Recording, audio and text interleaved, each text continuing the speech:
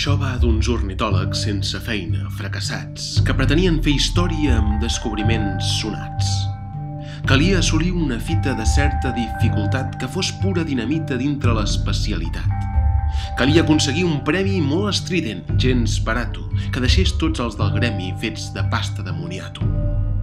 Estaven plens d'impaciència per anar a algun lloc remot, a constatar l'existència d'alguna au, trencar el complot d'un destí pudent i estàtic que els empetitia el cor i amb un viatge iniciàtic anar a trobar aquell tresor que dà sentit a la vida. És un envit que t'embola i que et fa seguir la crida. Els nostres 4 ornitòlegs emprenen una fugida.